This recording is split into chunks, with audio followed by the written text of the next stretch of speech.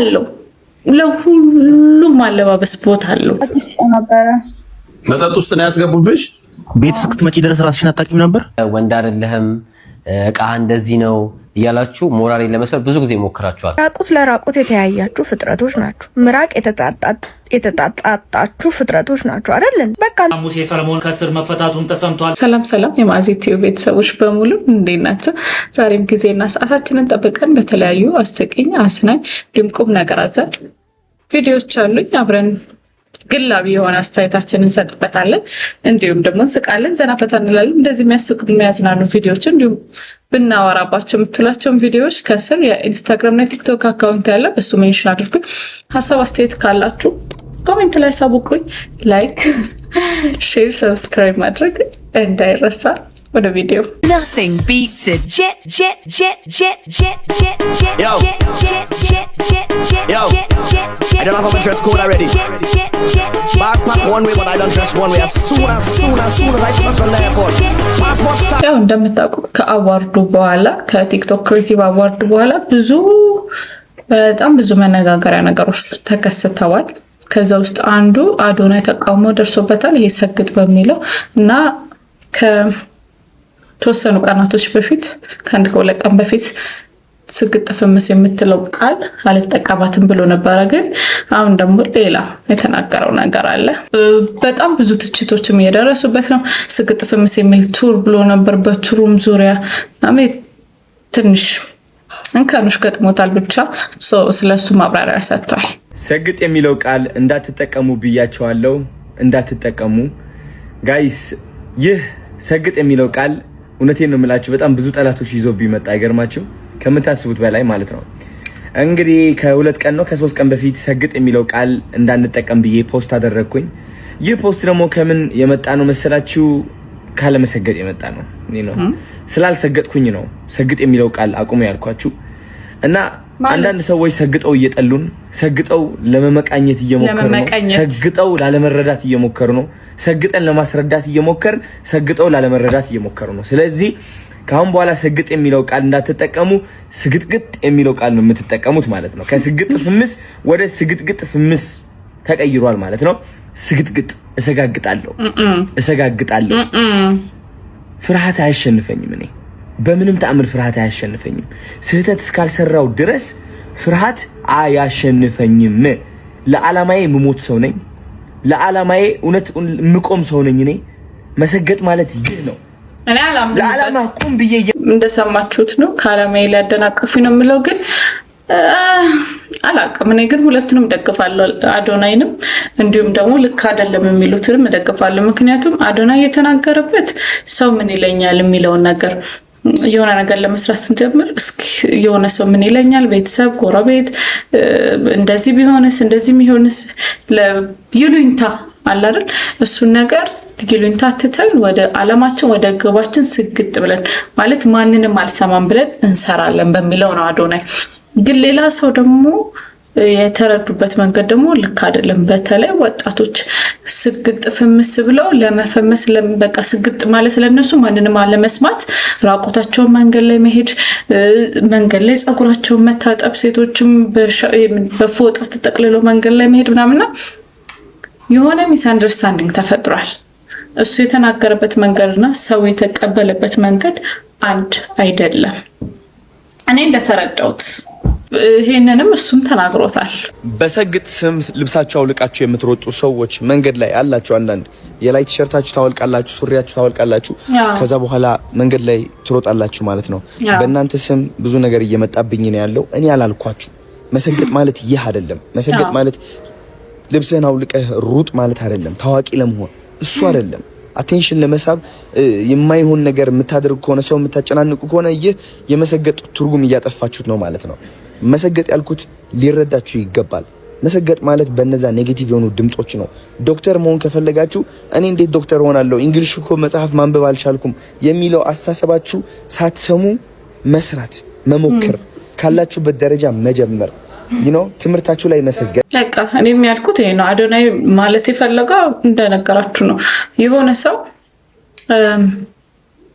መስራት ፈልጋል ወይ ይሄን ነገር ከግብ አደርሰዋለሁ ሲል በዙሪያችን የሚመጡ ምንጫጮ እኔ አሁን ጀማሪ ዩቲዩበር ስለው ብዙ መሰማቸው ነገር እንዲህ ቢሆን ግን ስግጥ ማለት ግን አይ በቃ እኔ ያስቤበታለሁ ለኔ ልክ ነው ብያለሁ ይሄንን ከግብ አደርሳለሁ ብለህ ስግጥ ብሎ መስራት መለወጥ እንጂ ለመፈመስ አሁን በትክክለኛ መንገድ ስትሄዱ ቶሎ ቫይራል ላይ ወጣ ይችላል ሊያፈቃችሁ ይችላል ነው። አሁን ለምሳሌ ከሆነ ሰው ጋር እየተደባደባችሁ ያላስፈላጊ ቃል እየተነጋገራችሁ ወይ ልክ ያልሆነ ነገር ስትናገሩ ባንዴ ቫይራል ይወጣልና ስለዚህ ሰው ምን አደረገ ስግጥ ፈመስ የሚለውን በዛ መንገድ ወሰደና ልክ ያልሆኑ ነገሮችን በማድረግ አደረገው ያ ደግሞ ልክ አይደለም እና ትውልድ ማለት ማበላሸት ነገር ተደርጎ ነው የተወሰደው ለዛ ነው ስግጥ ፈመስ የምትለው ችግር እያመጣበት ነው ልጁ ላይ ስራዎችን መስራት አልቻለም ሰው ፕሊስ ነገሮችን እንትን በሉ ማለት አገናዝቡ እና ከዚህ ውስጥ አንዱ ደግሞ አሁን የሶሻል ሚዲያ ትውልድ ምን ላይ እንደደረሰ ማሳያ ደግሞ አንድ ልጅ ላሳያችሁ ፊት ለፊት መናገር አልቻልኩም እሺ የኔ ውድናት ይቅርታ በቃ እኔ ልነግርሽ ፈለኩ ፊት ለፊት ግን ፈራውና ወላጅ አምጣ ተብያለሁና ይሄን ቪዲዮ ስታዩ እንደሚሰማሽ አላውቅም በቃ ሂጂ ትምህርት ቤት ወላጅ አምጣ ተብያለሁ እንግዲህ ይቅርታ አድማሷ ካላየችሁ አንዳችሁ ሂዱልኝ እግዚአብሔር የምሬ ነው ምን ችግር አለ እንደሰማችሁት ነው ሰው እንደዚህ አይነት ትውልድ መጥቷል በቲክቶክ ፖስት የተደረገውን እናት ታይታ ነው ወላጅ ተብሏል ልጅ እንደዚህ ተብሏል የሚሆነውና እባካችሁ እባት ሰጡ አሁን ይሄ ልጅ ገና ነው 15 ምናምን አመት ቢሆነው ከዛ ሚዘል አይመስለኝም ባይሰጥ ስልክ ባሰጡስ በጊዜው ሁሉም ነገር ይደርሳል ግን ሁሉም ልጅ ደግሞ አንድ አይደለም የምር ደግሞ በጣም ደሳስ የሚሉ ህፃናቶች አሉና ልጅነት ማለት ይሄ ነው ስሙት ትንሿ አክስቴ ዘንድሮ ነው ገና ትምህርት ቤት የገባችሁ ከዛ ሐሙስ ለታ እኔ ላመጣት ከትምህርት ቤት ሄድኩት እኔ ነበርኩኝና ህፃነች ገና በቃ ማለት ዘንድሮ የገባችሁ ትምህርት ቤት ስትቀመጥናም ተሰብስባ አትቀመጠው ጋር ዝርግፍግፍ ብላ ነው የምትቀመጠው ከዛ ልክ ሲሄድ እንትን እየተጫወቱ ነበረ ሸርታቴ እየተጫወቱ ነበርና እንዲህ ግልብልብ ብላ በቃ ፓንቷናም እየታየ ነበረ ከዛ ማይጌ እንደዚህ አትጫወች ልጆቹ ፓንትሽን ያውብሻልና አልኳትና ከዛ እሺ ያለችኝ ከዛ ትላንትናም ላመጣት የሄድኩት እኔ ነበርኩና ከዛ ልክ በሩ ጋር እንደደረስኩ በጣም ነው አመጣች ከዛ ዛሬ ፓንቴና ላዩብኝ መከለች ከዛ ጎበዛል ተጫወትሽም ነው ነገር ተሳስበሽ ተቀመጥሽ ዳት ቦርሳ ላይ ፈጠለ ከፈተችውና ፓንቷን አውጥታ ፓንቴና ልክ ተጫወትኩ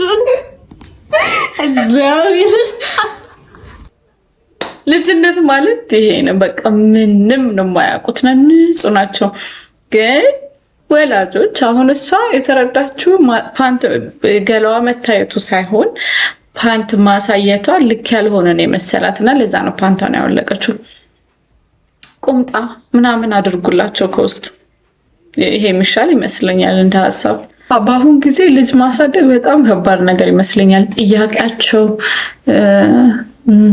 ማለት መልሳቸው ሁሉ ነገራቸው በጣም ከኛ የምሮ በላይ የሚሆኑበት ጊዜ አለና የምንነግራቸውን እያንዳንዷን ነገር በጠንቀቅ አለብን ብቻ ግን በዚህ በሶሻል ሚዲያ ህብረተሰቡ ላይ ባነሳው ተጽዕኖ አንድ እንግዲህ መሬት ላይ ከወረደ በጣም ቆንጆ ነው ያልኩትን ነገር ሼር አድርጋችሁ በአሁኑ ሰዓት ሰበር ዜና ሰምቷል እድሜያቸው 16 እና ከ16 ዓመት በታች የሆኑ ታዳጊዎች ነገ ጀምሮ ማንኛውም ሶሻል ሚዲያ እንዳይጠቀሙ እገዳ ተላልፏል ስለዚህ ነገር ልንገራችሁ የሚሆነው በአውስትራሊያ ሲሆን የአውስትራሊያ ጠቅላይ ሚኒስትር እንደተናገሩት ከሆነ እድሜያቸው ከ16 እና ከ16 ዓመት በታች የሆኑ ታዳጊዎች ከነገ ጀምሮ ማንኛውም ሶሻል ሚዲያ መጠቀም እንደማይችሉና ጊዜያቸውን በተለያዩ ሶሻል ሚዲያዎችን እየተመለከቱና እያዩ ከሚያሳልፉ ይልቅ ከቤተሰቦቻቸው ጋር ጊዜ እንዲያሳልፉና ጥያቄም ካላቸው መምህራኖቻቸውን ጓደኞቻቸውን እንዲሁም ቤተሰቦቻቸውን እንዲጠይቁ በተጨማሪም ከጓደኞቻቸውና ከቤተሰቦቻቸው ጋር ጊዜ እንዲያሳልፉና እንዲሁም በተጨማሪ በመጽሐፍ መደርደሪያቸው ላይ ተቀምጠው ያሉትን መጽሐፎች እንዲያነቡ ማንኛውንም ሶሻል ሚዲያ ከነገ ቀን ጀምሮ ማለትም ከዲሴምበር 10 ጀምሮ መጠቀም እንደማይችሉ እንግዲህ ተናግሯል ጠቅላይ ሚኒስትሩ ማለት ነው ጠቅላይ ሚኒስትሩም እንደተናገሩት ከሆነ ይህ ነገር ተግባራዊ የሆነው መጪ የሆነውን ጄኔሬሽን ለመታደግ ነው ብሎ ተናግሯል እኔም የማስበው በጣም ልክ ነገር ነው ይሄ ነገር ይበል ይቀጥል ሌሎች ሀገራቶችም ላይ በተለይ ደግሞ እኛ ሀገር ኢትዮጵያ ላይ ይሄ ነገር ከ16 ዓመት በታች ያሉ ህፃናት ሶሻል ሚዲያ መጠቀም የለባቸው ምክንያቱም አጥፊያቸው ነው ሌላ ምንም አይጠቅማቸውም በመጽሐፍ በማንበብ ከቤተሰብ ጋር ምናምን ቢያሳልፉ የተሻለ ነው ይሄን ነገር ኢትዮጵያ ተቀብለው ተግባራዊ ታደርጋለች ብዬ ተስፋ አደርጋለሁ በጣም ልክ ነገር ስለሆነ ሌላው ደግሞ ቲክቶከሮች የተወሰኑት ባምቢ፣ ዩቲናስ ምናምን ብቻ ናሆሜ፣ ጆሲ ምናምን ተሰብስበው ብዙ ናቸው ሄደው ነበርና እናንተም እንደሰማችሁ ነው። የተሰማኝን ቪዲዮ እኔና እነግራችኋለሁ።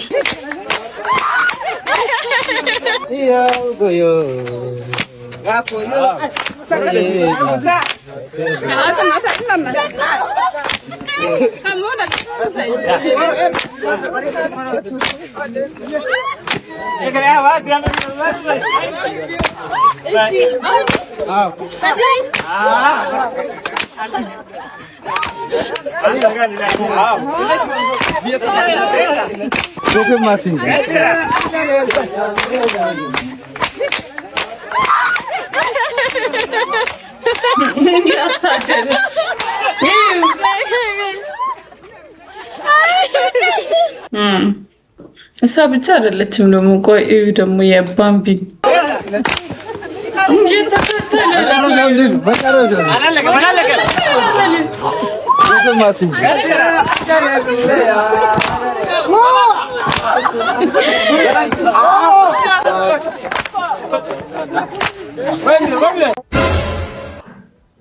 ይኸውላችሁ እኔ ልክ ነው ልክ አይደለም እንትኑ እኔ አጭር ቀሚስ እወዳለሁ እለብሳለሁኝ ምንም አልዋሽም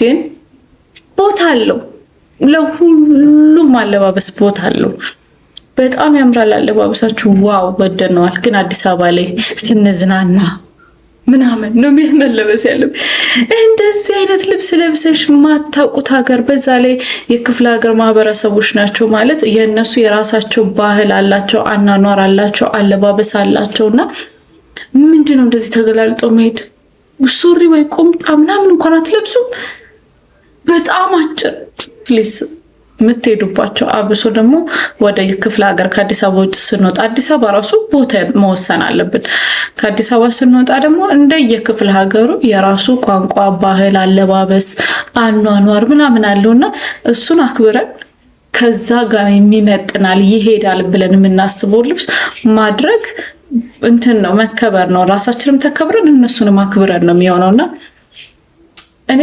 ጭራሽ ነው ያልወደድኩት ጭራሽ እና በጣም ነው የሚያስጣለው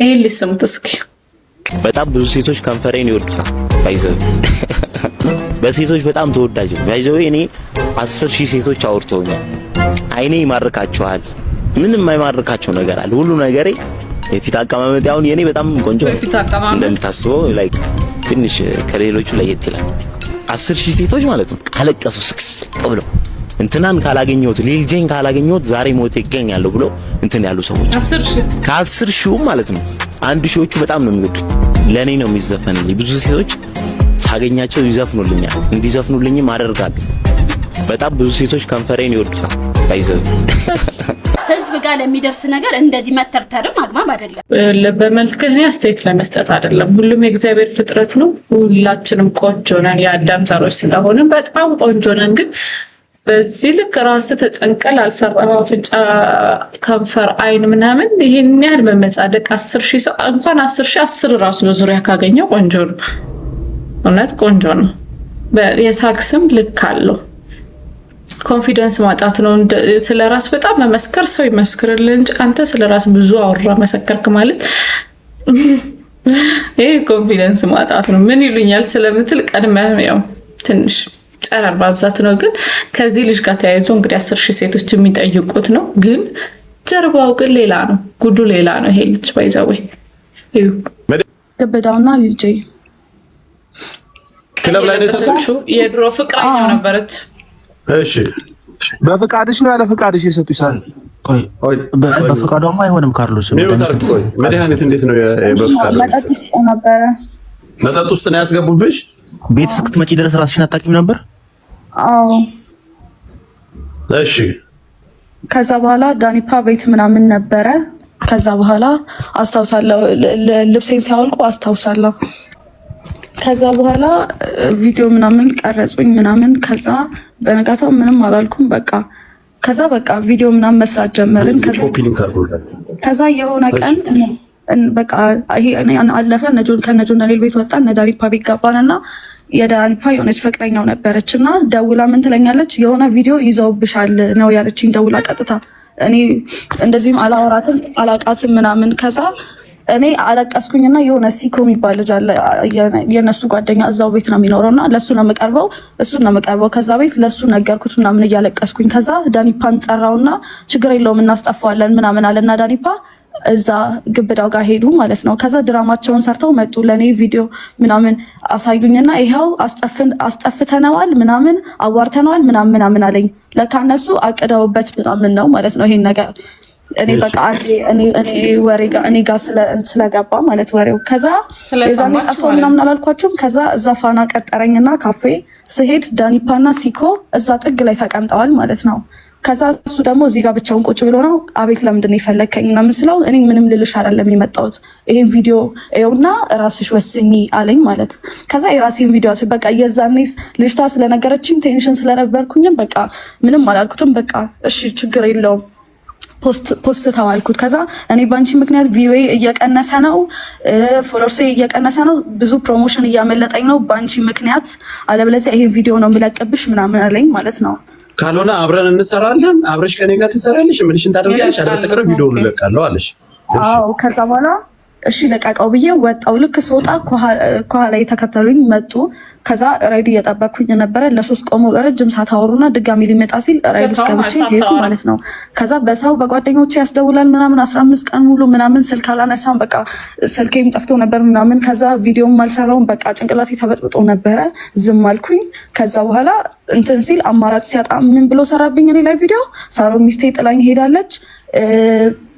ከዛ የድሮ ፍቅረኛ ደግሞ የድሮ እንትናችን ትንሽ ነው ቪው እንትን ስል የድሮ ፍቅረኛ የድሮ እንትን ፎቶአችንም ዝም ብሎ ኖርማል ፎቶ ምናምን ፖስቶ ነበረ ማለት ነው። እኔ ኢንተርቪው ላይም ድንግለኝ እኔ በይ እዛ ጋር በይ እየተባልኩ ነው እንጂ ያልኩት አንድ ነገር በራሴ ምንም ነገር የለም። በይ እየተባልኩ ነው። እዛ ጋር ቫይራል ካልሆነ አይከፈላችሁም ምናምን አለ። እዛ ጋር ደግሞ ቪዲዮን እኔ ስለማስብ በግዴታም ቢሆን ሰራሁት። ኦኬ ቪዲዮ ከተያዘብሽ እንትን መድኃኒት ሰጥተው እንትን መድኃኒት ሰጥተው ቪዲዮን ከያዙብሽ በኋላ ስንት ቪዲዮዎች ሰርታችኋል? ብዙ ቪዲዮ እንዴ አንድ ሁለት ቪዲዮ ብቻ ነው ከቪዲዮ በፊት የሰራ ነው። ቪዲዮ ከመደረግሽ በፊት የሰራችኋት 2 ቪዲዮ ብቻ ነው። ከዛ በኋላ ግን ሁሉንም በቪዲዮሽ በዚህ በርቀም ቪዲዮሽ እያስገደዱ በሚሉሽን እያልሽ ትሰሪያለሽ። ሚዲያ ላይ ሰላም እንደሆንሽ ሆነሽ ስቀሽ ትቀርቢያለሽ። እንደሰማችሁት ነው።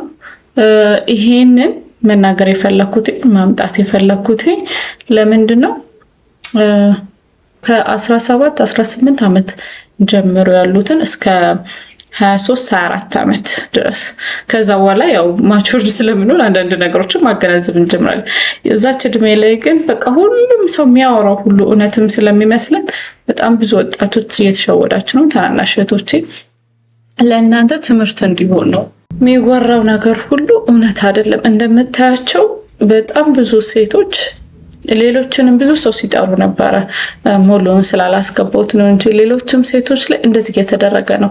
ይጠሯቸዋል። ከዛ ላይክ ውሃ አሁን ውሃ ላይ ምን አለው ብላችሁ ታስባላችሁ? ውሃ ነው ጀስት ኖርማል መጠጣ። ውሃ ምንም የምጠጡት ነገር ላይ ፕሮሞሽን ስራ ብለዋችሁ ራሱ በውስጥ መስመር የሚያወሩት አሉ።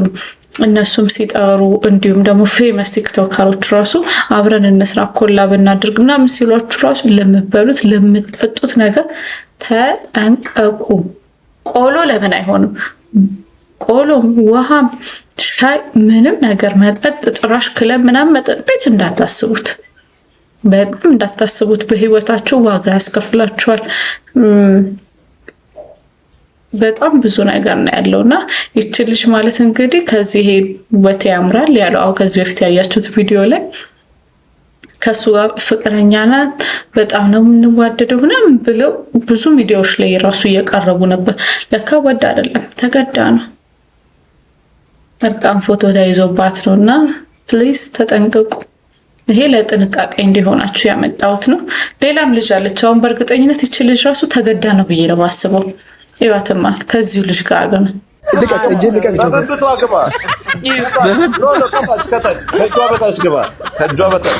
አይደለም ቆ ሃንግ ነው እንደሚያረጋጋ ከከንዷ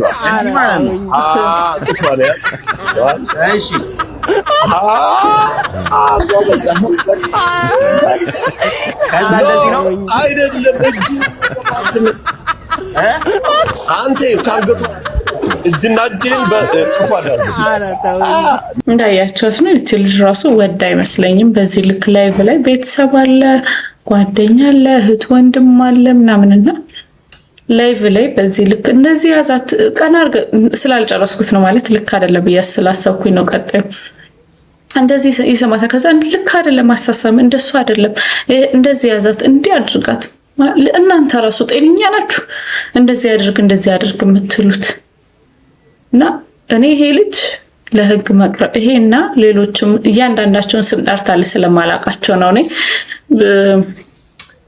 እናንተ ራሱ እንደዚህ የምታደርጉት ተይዘው በጣም ብዙ ወጣቶችን ሳያበላሹ ተይዘው ለህግ አካል መቅረብ አለባቸው ብዬ አስባለሁ። በጣም ነው የሚደብሩ። በጣም እንዴ ነግበኔ ነው እኮ ምን ሆናችሁ ነው? እህት አላችሁ ምናምን እንዴ ለምታረጉት ነገር ተጠንቀቁ።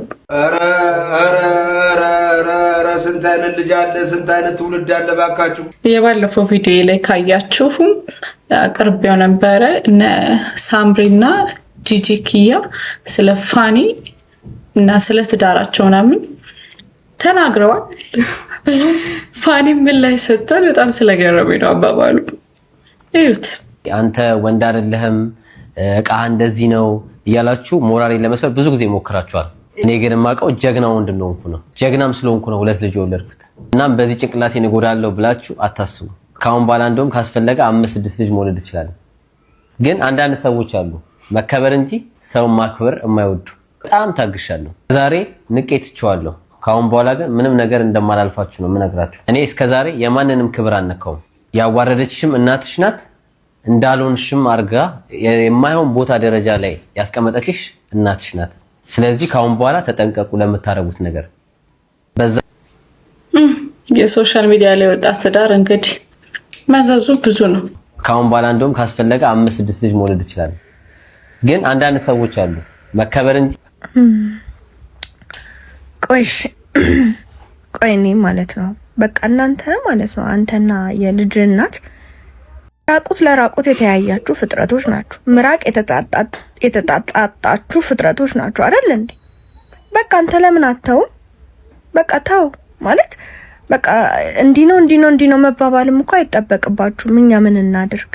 ምን ማድረግ እንችላለን? እኛ ምን እናደርግ? አንደኛ ለመውለድ ወርዱ ስፋቱ ይዘቱ ምናምን አይደለም የሚያስፈልገው። የኔ እንትን እንዲህ ነው ምናምን ብሎ እዚህ ጋር ማውራቱ ተገቢ ነው ብዬ አላስብም። ሁለተኛ ነገር ደግሞ እቺ ልጅ እኮ አንተ ጋር ሆና ስትሰደብ ነበር አይደል እንዴ? በእናቷ ያንን አክሴፕት አድርጋ ኖራ ዛሬ ስትወጣ ለምን አንተ እሷን መናገር አስፈለገ? በቃ ተዋት። ልጅ ነው የተሰጠ ልጅ ደግሞ አባት ነህ አሳድግ። በቃ አዲስ ትረካም ምናምን አያስፈልግም። እኛም በቃን በሉ እናንተም በቃን። በቃ አሁን ማየት የምንፈልገው አንተን በስነ ስርዓት ስታሳድግ እሷም ልጆቿን ቼክ ስታደርግ ከዛ በቃ ያ ነው እንዴ። በየጊዜው አሁን እሺ በወርድ በስፋት መጣ። ኔክስት በምን እንደምንመጣ ደግሞ እግዚአብሔር ወቅ እኛም ሰራችን አረፋኒ በእናትህ ሰለቸን በጣም። አንድ ነገር እነሱ ባሉ ቁጥር እየመጣ ሰለቸን። ልጆች ስንት ወር ነው ከተለያያችሁ በኋላ? ለ4 ወር ነው ምናምን ልጇን ይዛለች። አሁን ደግሞ ተሰጠ ለአንተ። በቃ አሳድግ ከተባልክ ማሳደግ ነው። ልጆች ናቸው። እኛ ምን እናድርግ? እንትኔ ንብረቴ እንደዚህ ነው እንደዚህ ለእኛ መግለጽ አይጠበቅብም። እኛ ምን አገባል? ያየችው እሷ ናት ካለችም እንግዲህ ተነጋገሩ። እኛ አይመለከተንም። እኛ በጣም ብዙ እንደ ህዝብ የሚያሳስቡ ጉዳዮች አሉብንና እባካችሁ ተውን። በቃ ጥሩ ጎበዝ ለልጆች ኩክ እያደረክ ምናምን ልጆችን ጸጉራቸውን እየሰራክ ምናምን በቃ ቆንጆ፣ እሱን ቀጥልበት እንጂ አንደኛ ልጆቹ የሚያዩታል ነገ ሲያድጉና እንደዚህ የእናንተ መመላለስ አእምሯቸው ላይ ተጽዕኖ ከመፍጠር ውጪ የምጠቅማቸው ነገር የለም። ስለዚህ ተውን እባካችሁ ተውን። እናንተ ናችሁ የተያያችሁት፣ የተሞካከራችሁት፣ የወለዳችሁት። እኛ አናውቅም። ሚዲያ ላይ ለኛ ምንም ነገር አትበሉን። ህይወታችሁን ኑሩ። በቃ ምነው ምንድነው እያልከን ያለው? እንግዲህ በቲክቶክ አዋርዱ ዙሪያ በቲክቶክ ክሬቲቭ አዋርዱ ዙሪያ ብዙ የስለ አለባበሳቸው በጣም ብዙ ትችት ቀርቧል። ልክ ያልሆነ አለባበስ ተለብሷል ተብሎ ምናምን ብዙ የሰማችሁት ነገር አለና አሁን እነዛ ቲክቶከሮች ተመርጠው እርምጃ ተወስዶባቸዋል።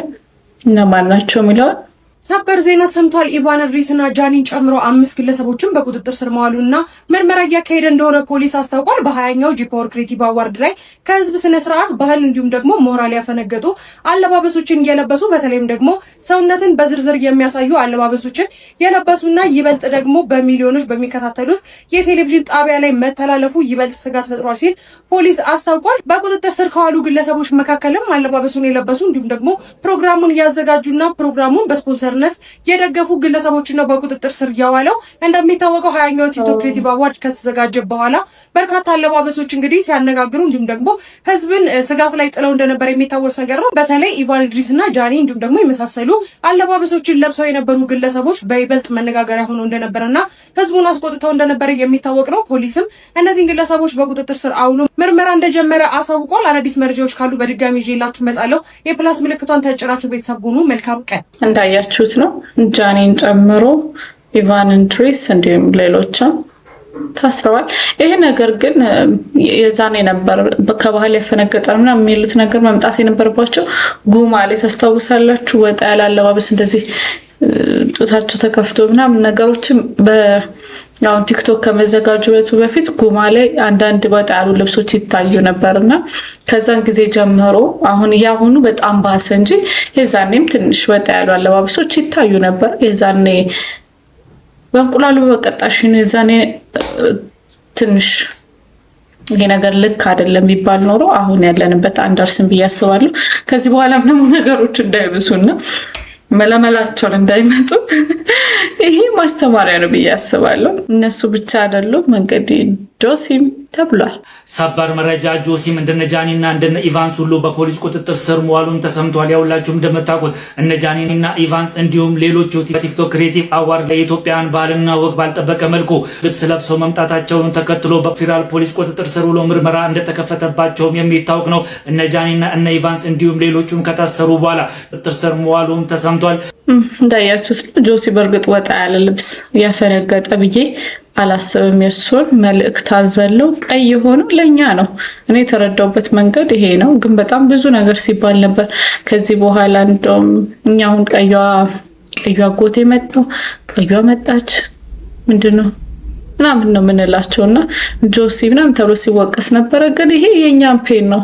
እኛ ነን የምናውቀው በወር ሲያንስ 3 ቀን ሲበዛ 7 ቀን እንዴት እንደምናሳልፍ መሙንና በዚህ ልክ እንደውም ተራርቶ እኔ መልበሱ ክፋት አለው ብዬ አላስብም። የጆሲ እንግዲህ ሁሉም እንዳቀባበሉ ነው። ግን ስለ ጃኒ ስንመለስ ጃኒ ባለፈው ቪዲዮ ላይ ማስገብቸው ነበረ ይቅርታ ጠይቋል።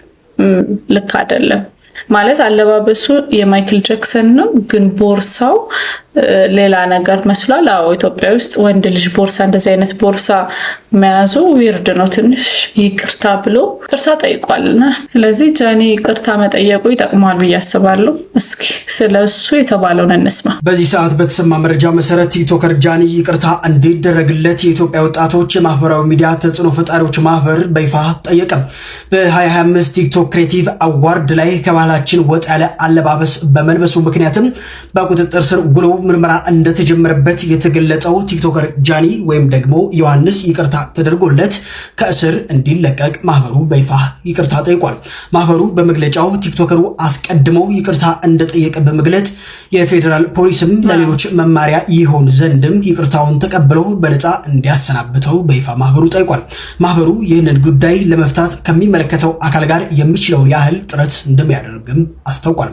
እኔም የምለው ይቅርታ መጀመሪያ ልክ እንዳልሆነ ገብቶታል። ቦርሳው ምናምኑ ሰው ይቅርታ ቢደረግለት ባይ ነኝ እኔ ጃኒ። በግብረ ሰዶም እንግዲህ ኢትዮጵያ ውስጥ በጣም ነው የሚቀፋው እና ውሸት እንዲሆን ነው የምጸልየው። እግዚአብሔር እንደዚህ አይነት ነገር ያስወግድልን በኢየሱስ ስም። በሱ ዙሪያ ተያይዞ እንግዲህ ላሳያችሁ። ካዱ ካዳማ ደራለ ደህና ነኝ ያለው አዲስ አበባ ነው።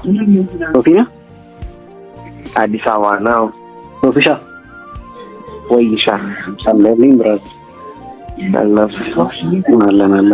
ለነሳ ነበረ መታ አሉኝ። ተመመለስ ቢቀርብ ይሻላል ብታድር ይሻላል እያሉ ነው። ማደር ያለ አራለ ለዛ እኮ ነው ቅድም ታድራለህ ወይስ ትመለሳለህ ያልኩ። በቃሽ መጣሁኝ እመጣለሁ። በቃ እንዳልኩት ስልክ ይሰራል አይደል? ይኸው እየሰራት ነው። እሺ ታይፕ ቻርጀር አለ ወይስ ይዤ ልምጣ? አለ የፈለከው አይፎን ታይፕ ሲ ታይፕ። በቃ መጣሽ። እሺ ሄሎ ከቤት ወጥቻለሁ። ኦኬ እሺ የደረስክ? በቃ ከቤት መኪና ይይዝ ነው እንትን ሻወር ወሰድ ይበናል። በቃ እሺ ችግር የለም። አረፍና ታጥቶ ፏብዬ ነው ጠብቀህ። እሺ አባቴ እሺ በቃ እቃም ግዛ ማቴሪያል ለቤታችን ነው። አረ ምንም ችግር የለም። ምን አንተ ተጨማሪ የምትፈልገው ነገር አለ ኤክስትራ? አይ ቆይ አንተ እንደው መጀመሪያ በቃ እሺ ችግር የለም። ቢጃማ ይዘን አንዴ ደስ ያለን ይዘና አንተ የፈለከውን ይዘና ነው አለ አንተ ጋር በእኔ ሳይዝ አይሆን የኔ ሳይዝ ነው አይሆንህማ። አንተ ትንሽ ሳይዝ ከኔ ተለቅ የሌለ ሰው ሊጠብ ይችላል። ከቻልክ ይዘና ራስህ። እሺ እሺ ሶፊሻ ወይሻ የደረስክ? አሊቲ እየደረስኩ ነው። ገና ከአዲስ አበባ አልወጣህም? እንዳይወቅ ነገሩ። አይ ስለምታደር ችግር የለውም ትደርሳለህ። ብለሃል። ኧረ ምንም እንዳያሳስብህ። እኔ እኮ መጀመሪያም ነግሬሃለሁ መተህ ብታየው ነው የሚሻለው። ሰርፕራይዝ እንድትሆን ብዬ ስላሰብኩ ነው። ስልቀቱን አይደል ይፈልግ ለዛ ነው። እና በቃ ግን ይመቻል። በእናትህ ሰው ይበዛል። እውነት ለመናገር ለአንድ ተከራይ ብቻ ነው ያለው። ከላይ እሱም ወንድ ነው። ከላይ ነው ብቻውን ነው የሚኖረው። ከዛ ባለፈ ከታች ነው ግራውንድ ላይ ያለው አፓርታማ ነው። ከታች ነው ያለው አፓርትመንት ላይ ነው የምትኖረው? አዎ ከታች ነው ያለው። አንዱ ተከራይ ሻወር ምናምን አለው እንዴ? ኧረ ተው አፓርትመንት እያልኩ ሻወር አለ ስለኛል የለውም። ኧረ በደንብ ነው ያለው። እንደ የሞቀ ወይስ ቀዝቃዛ? ማሞቂያም አለው ማቀዝቀዣም አለው። አልጋው ሲበቃል? በቂ ነው በቂ ነው። እሺ በቃ ሁኔታውን አይተን እንጠራለን። ሁኔታውን አይተን እንጠራለን። ግን የሚያስፈልግ አይመስለኝም። ምን የሚያስፈልጋል? ሰው ካስፈለገ ያው እሱ እንዳንተ ምርጫ ነው። ለልጁ ነገር ነው ታዲያ ነግሬዋለሁ እኮ ለሱ እንዳይደክም። ኧረ ምንም ችግር የለም። እሺ አባ እንትን ላክልኝ ኢንተርኔት ፓኬጅ እያወራሁ ልምጣ እያየሁ ልምጣ። ይቻላል። ላክልኝ ኢንተርኔት ፓኬጅ አሁን። እሺ እሺ ወይ ፍቄ ወይ ሶፊ ኮሜርሻል ባንክ ጋር ነኝ። የቱ ጋር ነህ? እኔ ደግሞ አደባባዩ ጋር ነው ያለሁት። ኮሜርሻል ባንክ ማለት ንግድ ባንክ ማለት ነው። ኦኬ ተሻዘው አደባባዩ ጋር ማለት ነው። የቱ ጋር ነህ አንተ? እሺ እኔም እየመጣሁ ነው። ፊት ለፊት ያው አደባባዩ ጋር ቆሜያለሁ። በቃ እያወራሁ ልምጣ ዝም ብዬ? እሺ የት አለ? ቆይ ኮሜርሻል ጋር ቆይ የት አለ? ልብስ እኔ ሮዝ ፒንክ ነው የለበስኩት። አንተ ምንድን ነው የለበስኩት? ምንድን ነው ፒንክ የሚያስለብስህ? እንግዲህ ይሄ ነው ከልጁ ጋር ያወሩት ንግግራቸው ይሄ ነው። በጣም ነው የሚቀፋው። ከዚህ በኋላ እንግዲህ አገኘው ከዛ የተፈጠረውን ላሳያችሁ። የአዳማዎቹ ወጣቶች ይህን ዱላ የያዙት ለእንስሳት አይደለም። ህዝቡም ያለው ሰላማዊ ሰልፍ ሆኖ አይደለም። እጅግ የተከበረውን አንጋፋውን ጋዜጠኛ ሶፎንያስ ዋሲሁን ላይ ድብደባ ለማድረስ እንጂ እጅግ የሚያስደነግጠው የአንጋፋው ጋዜጠኛ ሚስጥር አደባባይ ወጣ። አንድ ወጣት እኔም እንዳንተ ነኝ ማድረግ እፈልጋለሁ ብሎ አውጣቶት ሚስጥሩን ዘርግፎ ከአዲስ አበባ አዳማ ድረስ ጠርቶ አስደብድቦት ቪዲዮና የድምጽ ቅጂዎች ተለቀዋል።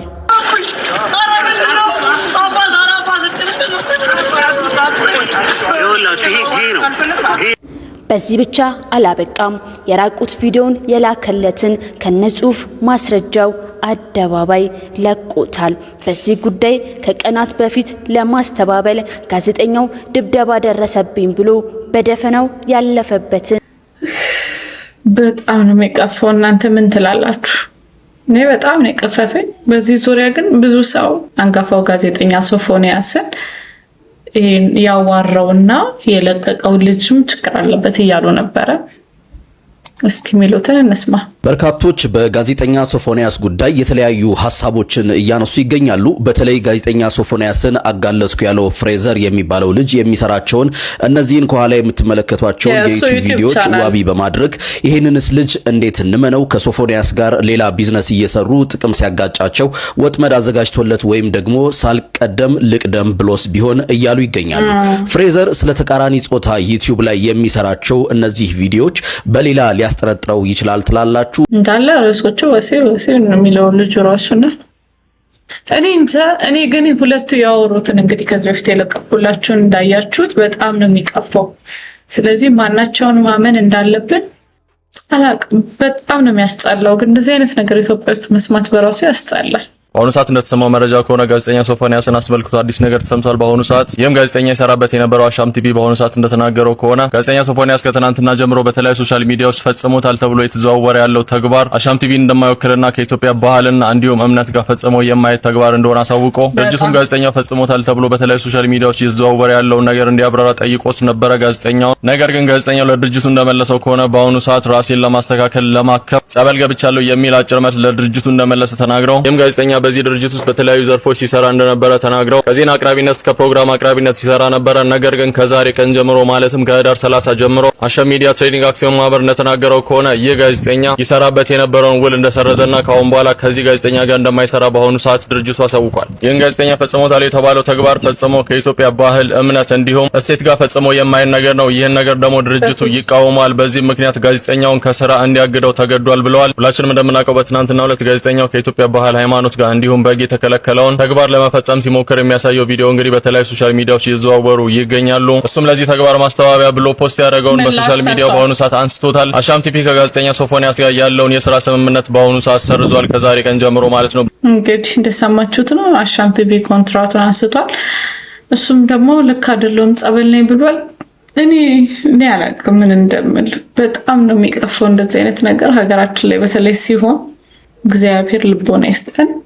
እሱንም እውነት እንግዲህ በጤንነቱ እንደዚህ ያደርጋል ብዬ አልጠብቅም።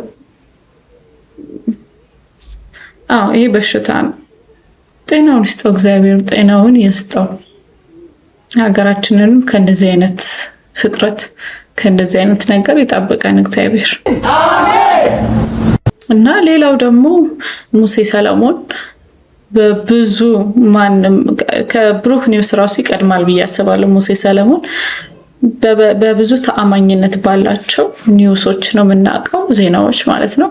ከሆነ ጊዜ በኋላ ግን የሰራቸው የፕሮሞሽን ስራዎች ትንሽ ችግር ፈጥረውበት እስር ቤት ነው የነበረው እና ዛሬ ቆንጆ ዜና ተሰምቷል። ዜና ሙሴ ሰለሞን ከእስር መፈታቱን ተሰምቷል። ሙሴ ሰለሞን ህዳር 30 የዋስትና መብቱ ተከብሮለት ከእስር መፈታቱ እየተነገረም ይገኛል። ይህን ይመስላል እንግዲህ ብሩክ ኒውስ። እንኳን ለቤትህ አበቃህ፣ እንኳን እግዚአብሔር ረዳህ ማለት እፈልጋለሁ። የዛሬ ቪዲዮአችን ይሄ የሚመስል ነበረ። አሪፍ ቆይታ እንደነበረን ተስፋ አደርጋለሁ። እንደዚህ የተለያዩ ቪዲዮዎችን ለመላክ ከፈለጋችሁ ከስር የኢንስታግራም እና ቲክቶክ አካውንት ያለ በሱ ሜንሽን አድርጉኝ። ሀሳብ አስተያየት ካላችሁ ኮሜንት ላይ አሳውቁኝ። ላይክ፣ ሼር፣ ሰብስክራይብ ማድረግ እንዳይረሳ። በሌላ ቪዲዮ እስከምንገናኝ